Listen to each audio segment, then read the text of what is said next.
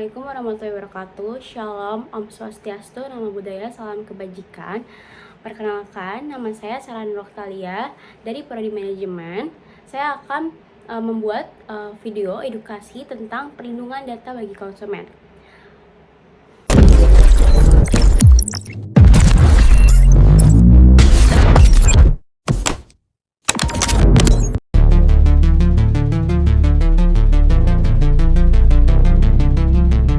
What is cybersecurity? Cybersecurity is the practice of protecting systems, networks, and data from unauthorized access, disruption, or destruction. Why it matters? It matters because every click relies on security. Assets are anything valuable in a system. Information, software, hardware, even your time and reputation, your Bitcoin, even your physical currency, it all goes away. Without cybersecurity, we can lose everything. Now let's dive into how we can protect that. CIA Triad, if you want to understand how defenders think. It all starts with three simple but powerful ideas: confidentiality, integrity, accessibility. Confidentiality. Confidentiality keeps private data out of the wrong hands by using strong passwords, encryption, and MFAs.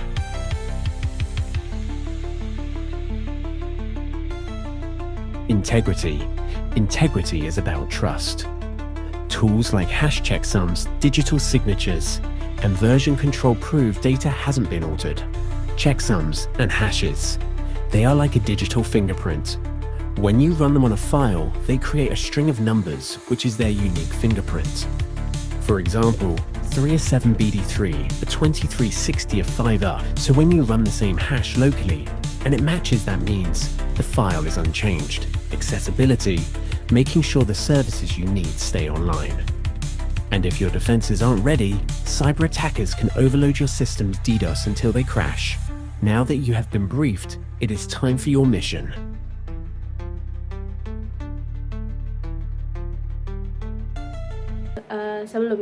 Sebelum masuk lebih jauh tentang manfaat, tujuan, risiko, terus perlindungan data konsumen ini masuk ke undang-undang apa, kita mengetahui dulu apa itu data pribadi gitu. Data pribadi itu informasi yang dapat mengidentifikasi seseorang, misalnya seperti nama, alamat, nik, kontak, yang itu bisa berupa KTP seseorang gitu. KTP, KK itu merupakan data pribadi seseorang gitu. Nah, ada data pribadi yang berupa data sensitif juga, seperti misalnya kayak kita melakukan check up kesehatan, terus bukan check up kesehatan ke rumah sakit gitu. Terus kita mendapatkan surat check up, itu tidak boleh di-share di sosial media karena orang lain itu bisa menyalahgunakan kesehatan kita lewat menggunakan data pribadi kita lewat surat kesehatan tersebut gitu. Terus ada biometrik dan finansial juga. Finansial itu merupakan data pribadi kita, jadi jangan sampai disalahgunakan orang lain tuh. Karena misalnya kita meng-screenshot hasil seperti kayak misalnya kita baru dapat uang atau dapat gaji, terus kita screenshot, terus kita langsung masukin ke sosial media, itu merupakan data pribadi seseorang gitu. Yang kedua, sebelum kita masuk lebih jauh juga, kita harus tahu tujuan perlindungan data ini apa sih gitu kan. Nah, perlindungan data ini tujuannya itu adalah menjaga privasi dan keamanan informasi konsumen. Jadi jangan sampai misalnya di bank atau di rumah sakit, jangan sampai kita sebagai orang yang bekerja di bank atau di rumah sakit, jangan menyalahgunakan data seseorang gitu. Misalnya pelanggan tersebut, misalnya ada 2 orang, yang satu ini ingin tahu gitu berapa sih jumlah uang misalnya di bank gitu ya, berapa sih jumlah uang yang ada di rekening seseorang, itu tidak boleh dikasih tahu oleh orang lain gitu. Even itu adalah saudara kita, Even itu adalah misalnya saya sebagai pegawai bank dan misalnya suami saya ingin tahu gitu berapa sih rekening teman saya, itu tidak boleh disebarluaskan ke orang lain gitu, atau ke suami saya sendiri gitu misalnya. Yang kedua itu adalah mencegah penyalahgunaan kebocoran dan penipuan. Dan yang ketiga itu memberikan kepercayaan dalam transaksi digital.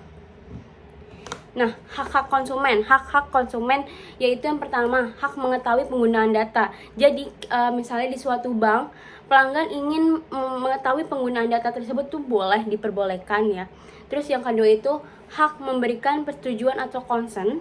Yang ketiga itu hak mengakses, memperbaiki dan menghapus data. Itu hak bagi konsumen gitu. Jadi pegawai bank atau pegawai rumah sakit itu memperbolehkan pelanggan tersebut mengakses gitu, memperbaiki atau menghapus data tersebut gitu. Dan yang terakhir itu adalah hak menolak pemrosesan data tertentu. Nah, selanjutnya itu setelah tadi ada proses tujuan, terus ada hak konsumen, ada juga kewajiban perusahaan. Jadi apa sih kewajiban perusahaan ini dalam memperlindungi data konsumen atau pelanggannya gitu. Yang pertama itu ada mengumpulkan secara legal data dan transparan gitu. Jadi pihak perusahaan itu sangat diharuskan untuk transparansi kepada pelanggan atau konsumennya. Yang kedua itu menggunakan data hanya untuk tujuan yang disetujui gitu. Jangan pelanggannya tidak menyetujui tapi perusahaannya itu mengelak seolah-olah konsumennya itu sangat menyetujui gitu. Dan yang ketiga itu adalah menyimpan data secara aman dan membatasi akses. Jadi perusahaan itu tidak boleh mengasih tahu akses yang ada di mungkin komputer atau laptop mereka untuk diperlihatkan kepada orang lain gitu. Yang terakhir itu melaporkan pelaporan jika terjadi kebocoran data. Misalnya di suatu perusahaan terjadi kebocoran data, mereka itu atau orang terjadi kebocoran data itu harus melaporkan kepada atasan. Setelah kewajiban perusahaan, kita juga harus tahu resiko tanpa perlindungan data. Apa resiko jika data tidak dilindungi gitu, tanpa perlindungan data perusahaan itu? Pasti adanya pencurian identitas, itu pasti, karena misalnya di suatu bank itu kan bukan hanya karyawannya saja yang masuk keluar, pasti ada konsumen. Itu sangat amat harus dilindungi gitu, perlindungan data tersebut gitu. Yang kedua itu adalah perlindungan digital. Perlindungan digital itu adalah upaya melindungi data atau sistem jaringan dan identitas digital dari ancaman online seperti peretasan, virus, dan perlindungan yang mencakup keamanan siber, privasi data pribadi seperti itu. Dan serta hak-hak digital individu dengan tujuan menciptakan ruang digital yang aman, positif, terpercaya bagi masyarakat gitu, dengan melibatkan teknologi dan teknologi, proses, dan regulasi hukum gitu. Nah, yang ketiga itu adalah penyalahgunaan untuk spam iklan dan kehilangan kepercayaan konsumen gitu. Jangan sampai kita sebagai perusahaan tanpa adanya perlindungan data, konsumen jadi tidak percaya dengan perusahaan tersebut. Jadi konsumennya lama-lama menghilang, konsumennya lama-lama berkurang karena perusahaan tersebut tidak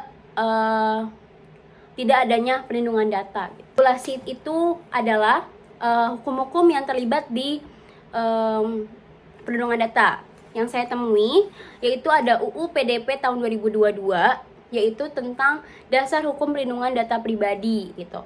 Nah, aturannya itu pengumpulan, pemrosesan, dan penyimpanan data. Tiga itu sanksi itu berupa sanksi administratif dan pidana untuk pelanggaran gitu. Jadi UU ini itu UU PDP tahun 2022 nomor 30. Setelah regulasi hukum, selanjutnya ada prinsip-prinsip pengelolaan data gitu. Yang pertama itu ada minimalisi data, yaitu hanya mengumpulkan yang data yang diperlukan saja. Jadi perusahaan itu tidak perlu mengumpulkan data yang tidak penting gitu. Yang kedua itu ada akurasi. Akurasi itu data yang harus benar dan diperbarui secara per tahun atau per bulan. Jadi harus diperbarui, sistemnya diperbarui terus menerus gitu. Nah, keamanan ini yang paling penting, keamanan, perlindungan secara teknis maupun organisasi gitu. Jadi keamanan ini sangat penting di pengelolaan data gitu. Yang keempat itu ada transparansi. Jadi perusahaan itu harus transparan menjelaskan cara pengelolaan data gitu. Jadi harus transparan, harus transparansi gitu. Nah, yang terakhir itu ada akuntabilitas. Perusahaan bertanggung jawab atas pengelolaan data.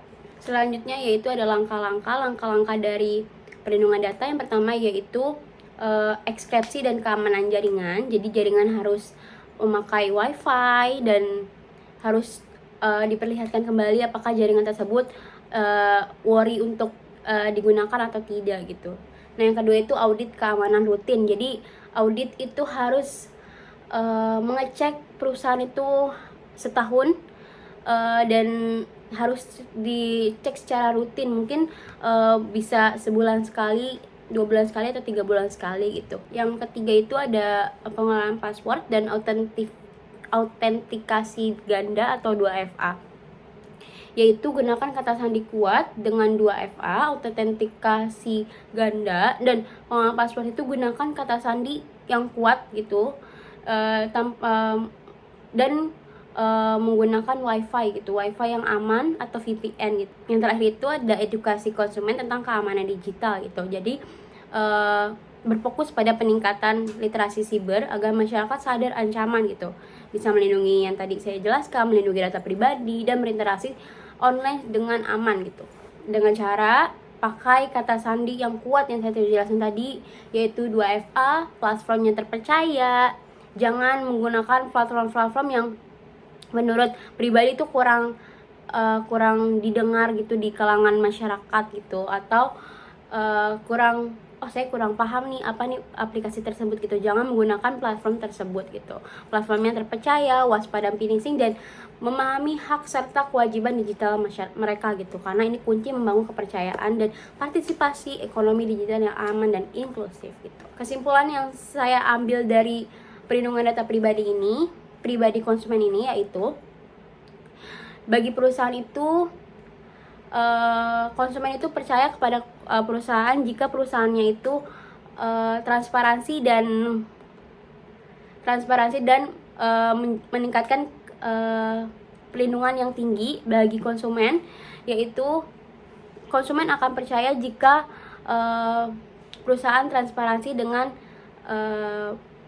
konsumen gitu. Jadi perusahaan itu harus transparansi kepada konsumen juga harus mempercayai jika perusahaan transparansi. Sekian video edukasi yang saya bisa maparkan tentang perlindungan data pribadi bagi konsumen. Kurang lebihnya mohon maaf. Wassalamualaikum warahmatullahi wabarakatuh. Bye bye semua.